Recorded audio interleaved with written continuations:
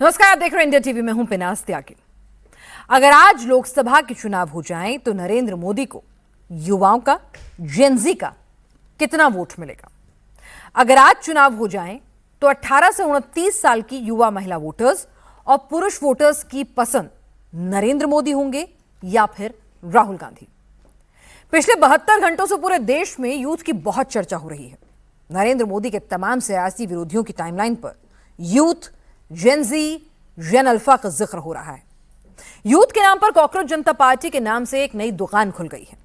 इन सब के बीच नरेंद्र मोदी क्या कर रहे हैं? मोदी 2029 और उससे आगे के लिए अपनी यूथ वाली फोर्स को कैसे खड़ा कर रहे हैं?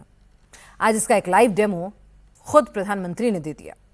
नरेंद्र मोदी ने आज रोजगार मेले में 30 मिनट की स्पीच से 2029 को कैसे साध लिया है? मोदी ने अपना यूथ वोट बैंक कैसे 30 मिनट में मजबूत कर लिया है? 26 में नरेंद्र मोदी का 29 वाला फुल प्रूफ प्लान क्या है? मोदी पर जेनजी का सबसे तेज रुझान इस रिपोर्ट में आपको दिखाते हैं। हजारों युवाओं के लिए ज्यादा युवाओं को भारत के युवाओं को मिलने वाला है। भारत के युवाओं के लिए मेरे नौजवान साथियों, भारत के युवाओं की इसमें बहुत बड़ी भूमिका होगी। युवाओं के लिए नए अवसर तो होंगे ही होंगे। यंग प्रोफेशनल्स के लिए भारतीय युवाओं को, सब मेरे नौजवान साथी हैं, भारत का युवा है, भारत की युवा शक्ति की चर्चा करता हूँ। देश के युवाओं के लिए भारत के नौजवानों का सामर्थ्य होगा, भारत के नौजवानों की बुद्धि प्रतिभा होगी, भारत के नौजवानों का कमिटमेंट होगा। भारत के युवाओं के लिए, युवाओं को, देश के युवाओं को, देश के नौजवानों के उज्जवल भविष्य की गारंटी बन जाता है। आज भारत के युवा के पास ज्यादा से ज्यादा युवा, देश के युवाओं को दो चार नौजवान भी जुड़े हुए होते हैं। टियर 2 और टियर 3 शहरों के युवा भी, हर युवा कर्मयोगी। युवाओं की भूमिका, आज भारत का युवा ऐसे ही युवाओं के प्रयास से बनेगा। हमारे युवा साथी, सभी युवाओं को आज सरकार के बाहु आप ही है, सरकार का सामर्थ्य आप ही है। नरेंद्र मोदी की 30 मिनट की स्पीच, 30 मिनट में 32 बार प्रधानमंत्री ने क्यों किया? युवा, नौजवान, यंग, जेनजी, जेन अल्फा का जिक्र। क्या मोदी 26 में भी 29 की तैयारी करने लगे हैं? यूथ जोड़ो चुनाव जीतो वाले प्लान में लग गए हैं। और सबसे बड़ा सवाल ये कि क्या 2029 में हिंदुस्तान के युवा ही करेंगे देश की सियासत में सबसे बड़ा गेम? क्या चौथी बार भी देश के युवा लेंगे नरेंद्र मोदी का ही नेम? कैसे हैं आप सब लोग? थोड़ी सी वाइब भी तो चेक हो जाए। जब ये रील बनाते हैं तो वायरल हो जाती है, जब ये ट्वीट करते हैं तो वो ट्रेंड बन जाता है। He does not write the trend, he is the trend. मुझे भरोसा है, मुझसे ज्यादा मेरे लिए आप मरते हैं, और आप मेरे लिए इसलिए मरते हैं क्योंकि मैं आपके लिए जीता हूं। नरेंद्र मोदी की टाइमलाइन खंगाल लीजिए, मोदी की अलग अलग स्पीच सुन लीजिए। मोदी के हर पोस्ट में, मोदी की हर स्पीच में एक चीज कॉमन है, और वो है हिंदुस्तान का यूथ, आज का युवा। सिर्फ मोदी ही नहीं, देश के युवाओं को रिझाने वालों में राहुल भी हैं, ममता भी हैं, अखिलेश भी हैं, तेजस्वी भी हैं, इंडिया अलायंस की तमाम पार्टियां भी हैं। ये सारे मोदी विरोधी भी युवाओं के बीच जा रहे हैं, उन्हें बहला फुसला रहे हैं, अपने पाले में करने के लिए अलग अलग पैंतरे आजमा रहे हैं। कांग्रेस की टाइमलाइन चेक कर लीजिए, वहां भी भारत का जेनजी और यूथ। राहुल की टाइमलाइन पर भी आखिरी उम्मीद हिंदुस्तान के जेनजी और उनकी एनर्जी ही है। दीदी की पार्टी की टाइमलाइन पर भी वही डियर जेनजी वाला टेक्स्ट ही है। आरजेडी की टाइमलाइन पर भी युवा वाला नैरेटिव ही है। यानी नरेंद्र मोदी की देखा देखी अब पूरा का पूरा विपक्ष यूथ यूथ करने लगा है। जेंजी रटने लगा है और इसका सीधा कनेक्शन 2029 के लोकसभा चुनावों से है। आप सोचेंगे कि अगला लोकसभा चुनाव तो 2029 में है, फिर 26 से ही सबका फोकस यूथ वाले मंत्र पर क्यों है? तो चलिए आपको बताते हैं।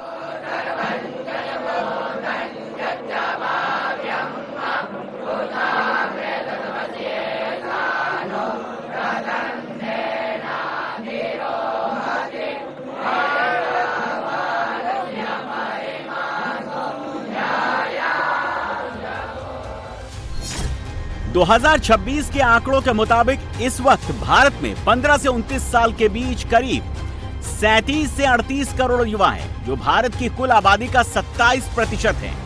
65% आबादी 35 साल से कम उम्र की है और मीडियन एज 29 साल है। यानी 2029 में 18 से 29 साल की एलिजिबल युवा वोटर्स की संख्या करीब 22 से 25 करोड़ के आसपास रहेगी। 2024 में 18 से 29 साल के करीब 21 करोड़ युवा वोटर्स रजिस्टर्ड थे।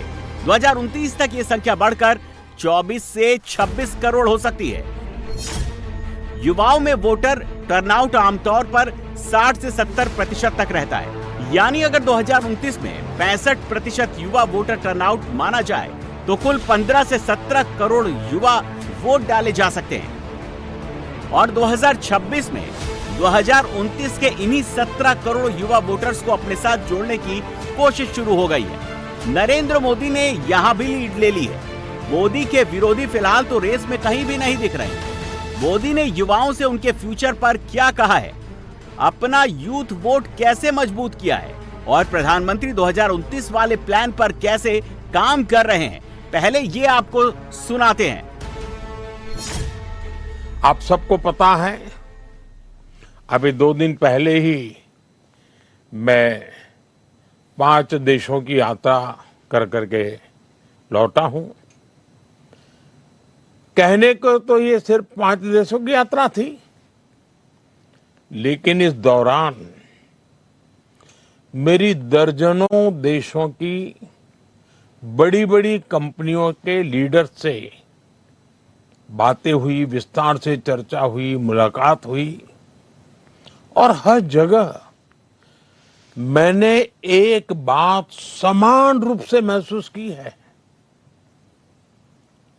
दुनिया भारत के युवाओं और भारत की टेक्नोलॉजिकल प्रोग्रेस को लेकर बहुत उत्साहित है। और इस परिवर्तन की सबसे बड़ी ताकत आप सब मेरे नौजवान साथी हैं, भारत का युवा है।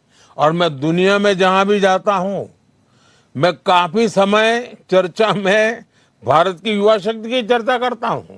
देश के युवाओं के लिए रोजगार के लाखों नए अवसर बन रहे हैं। भारत के नौजवानों का सामर्थ्य होगा, भारत के नौजवानों की बुद्धि प्रतिभा होगी, भारत के नौजवानों का कमिटमेंट होगा और स्वाभाविक है, रोजगार तो है ही है। आज भारत के युवा के पास जिस तरह से आगे बढ़ने के, अपने सपने पूरा करने के मौके हैं, ऐसा अवसर पहले नहीं मिला है। मैं किसी का दोष नहीं कर रहा हूं, लेकिन ये हकीकत है कि आज बहुत तेज गति से सब हो रहा है, विशाल फलक पे हो रहा है, विविधताओं से भरा हो रहा है। आजकल तो टियर 2 और टियर 3 शहरों के युवा भी बहुत बड़ी संख्या में स्टार्टअप और इनोवेशन की दुनिया में अपना ताकत दिखा रहे हैं। उनके सामर्थ्य की नोट लेनी पड़ रही है।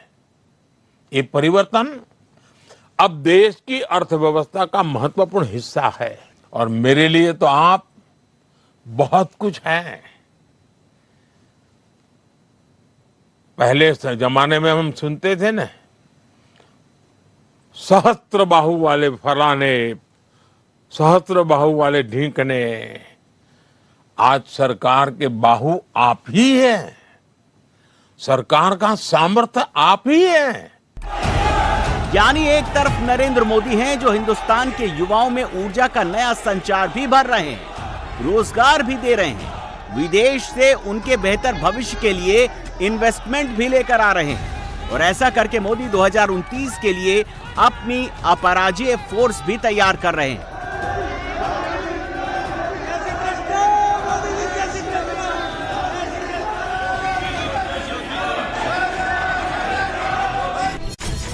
जबकि दूसरी तरफ नरेंद्र मोदी के विरोधी हैं जो 72 घंटों से अपनी टाइमलाइन पर कॉकरोच ही घुमा रहे हैं, कॉकरोच वाला टेप ही बजा रहे हैं। मोदी इसलिए हर बार जीत जाते हैं, युवाओं का वोट सबसे ज्यादा पाते हैं और विरोधी बस देखते रह जाते हैं। अब सवाल है कि अगर आज चुनाव हो जाए तो देश का युवा किसे वोट करेगा? अगर वो मोदी को चुनेगा तो कितना वोट देगा? ये समझने के लिए आपको सबसे पहले ये देखना होगा कि 1999 से लेकर 2014 तक युवाओं का वोटिंग पैटर्न कैसा रहा है।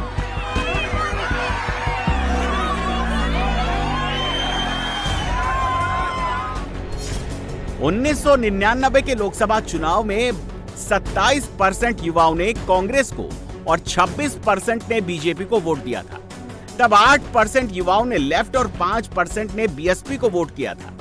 2004 के लोकसभा चुनाव में कांग्रेस को 27% युवाओं ने और बीजेपी को 23% युवाओं ने वोट किया था। लेफ्ट को 8%, बीएसपी को 5% युवाओं का वोट मिला था। 2009 के लोकसभा चुनाव में 28% युवाओं की पसंद कांग्रेस थी, 20% की पसंद बीजेपी थी, जबकि 7% युवाओं ने लेफ्ट और 6% युवाओं ने बीएसपी को वोट किया था। यानी 1999, 2004, 2009 के 3 लोकसभा चुनाव में हिंदुस्तान के यंग वोटर बेस पर कांग्रेस पार्टी की अच्छी खासी पकड़ थी। इन तीनों ही चुनाव में कांग्रेस को बीजेपी के मुकाबले युवा वर्ग का ज्यादा वोट मिला। लेकिन फिर हिंदुस्तान की नेशनल पॉलिटिक्स में नरेंद्र मोदी की एंट्री हुई और पूरा का पूरा गेम चेंज हो गया। कांग्रेस का युवा वोट बैंक उससे पूरी तरह छिन गया और यूथ के बीच में मोदी की लहर ऐसी चली जो आज तक कायम है। चुनाव दर चुनाव ये लहर दिखाई दे रही है और इसकी वजह यूथ से मोदी का कनेक्ट है।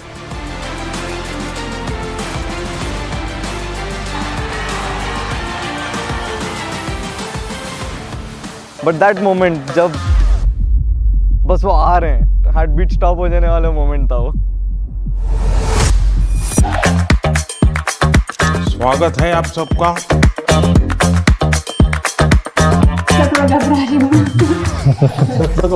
अच्छा, होने दीजिए। 1-on-1 जब हम उनसे साथ में मिले, हमें लगा ही नहीं कि हमारे एज में इतना डिफरेंस है। मैं कलर करके बाल वाइट करता हूँ ताकि बिना लोगों के लगे कि मैच्योर हूँ। पीएम सर से बात करते हैं तो ऐसा ही लगता है कि हम हमारे एक फैमिली मेंबर से बात कर रहे हैं। नमो OP Who is the biggest influencer in India? It's our Prime Minister. मामा तुम्हारा बेटा मोदी जी के साथ मिल गया है। यूथ के बीच मोदी के इस कनेक्ट को अब आंकड़ों की नजर से भी समझ लीजिए। 1999 से 2009 तक युवाओं का बम्पर वोट पाने वाली कांग्रेस 14 के बाद पिछड़ती चली गई। 2014 के लोकसभा चुनावों में बीजेपी को 34% युवाओं का वोट मिला, कांग्रेस को सिर्फ 19% युवाओं का वोट मिला, लेफ्ट को 4% तो बीएसपी को तब 5% यूथ का वोट मिला। एक और आंकड़ा देखिए, 2014 में 20% युवा महिलाओं ने कांग्रेस को, जबकि 32% युवा महिलाओं ने बीजेपी को वोट किया।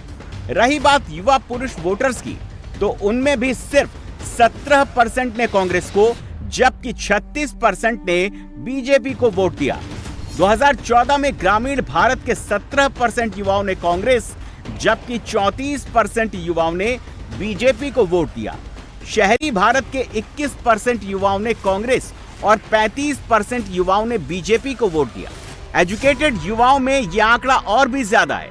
2014 में ग्रेजुएट या उससे ज्यादा की पढ़ाई कर चुके 17% युवाओं ने कांग्रेस को चुना, जबकि 38% युवाओं ने बीजेपी को चुना। इसका सीधा सा मतलब यह है कि जो एजुकेटेड यंग वोटर्स हैं वो मोदी को ही सेलेक्ट करता है, कांग्रेस और दूसरी पार्टियों को रिजेक्ट करता है। और ये पैटर्न सिर्फ 14 में नहीं, 19 और 24 के लोकसभा चुनाव में भी दिखा।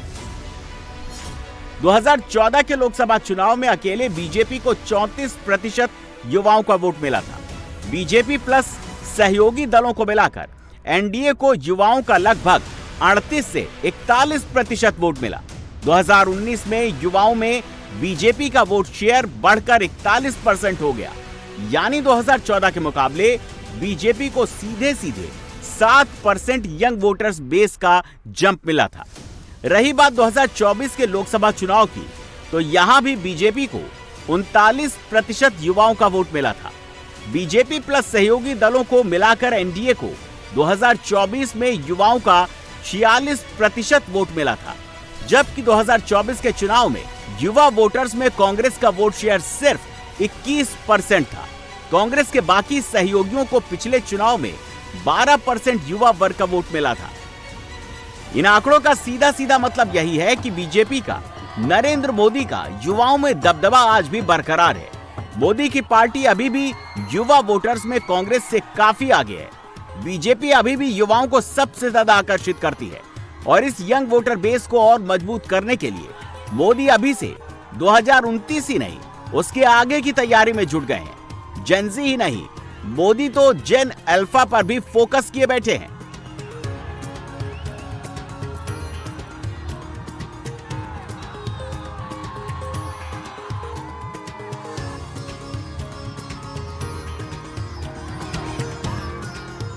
आप सभी जेन जी हैं।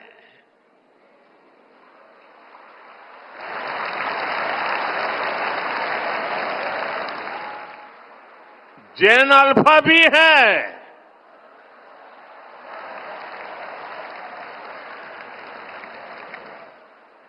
आपकी जनरेशन ही भारत को विकसित भारत के लक्ष्य तक ले जाएगी। 2024 में मोदी 240 सीटों पर क्या रुके? विरोधियों को लगा कि देश में यंग वोटर्स के बीच से मोदी का चार्म खत्म हो गया है, मोदी का कनेक्ट खत्म हो गया है, जबकि रियलिटी कुछ और ही है। और ये रियलिटी 2024 के लोकसभा चुनाव के बाद हुए 10 राज्यों के चुनावी नतीजों में दिख गई।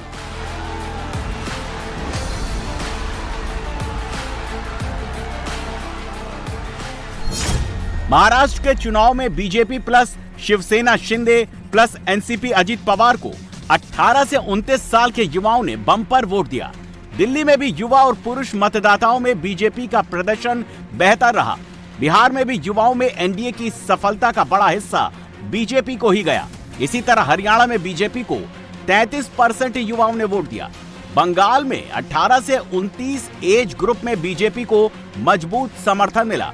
बंगाल में जेन ज़ी और युवा मतदाताओं ने बीजेपी की जीत में अहम भूमिका निभाई। यही पैटर्न असम में भी देखने को मिला। यहां भी युवाओं की फर्स्ट चॉइस बीजेपी ही थी। बंगाल और असम में बम्पर जीत के बाद जो करंट सिचुएशन है उसके मुताबिक इस वक्त 18 से 29 साल के यंग वोटर्स के बीच बीजेपी प्लस का वोट शेयर 40 से 45% के आसपास जाता दिख रहा है, जबकि एनडीए अलायंस को युवाओं का सिर्फ 25 से 30% सपोर्ट मिलता दिख रहा है।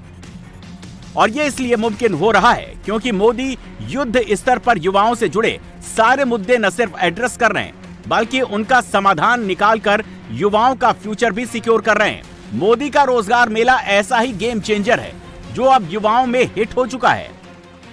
आज जो हमको ऑफर लेटर यहाँ पे मिला है तो आज खुशी हो रही है क्योंकि हमने इसके लिए बहुत ज़्यादा मेहनत किए थे। हाँ, ये तो बहुत अच्छा रास्ता है कि जो युवा इससे जो इंस्पिरेशन लेंगे कि भाई हम जो जैसे आज हमारा हुआ है, हमको जो नई जनरेशन है, जो नए जो प्रिपरेशन कर रहे हैं एस्पिरेंट्स है, वो हमको देखेंगे तो बोलेंगे कि भाई इनका हुआ है तो हमारा भी हो सकता है। तो उनके लिए इंस्पिरेशन है कि किस जैसा इनका हुआ है तो हमारा भी हो जाएगा। प्रधानमंत्री मोदी को लेके ऐसा है कि जब से यानी उन्होंने ये जो स्टार्ट किया है कि पहले नहीं था ये रोज़गार मेला, जो हमको भी अभी पता चला जब इसका ऑफ़र लेटर आया, तो ये एक अच्छा स्टार्टअप है। स्टार्टअप तो नहीं है, एक अच्छा यानी उनकी तरफ से मुहिम चली है जो भी है, तो अच्छा है।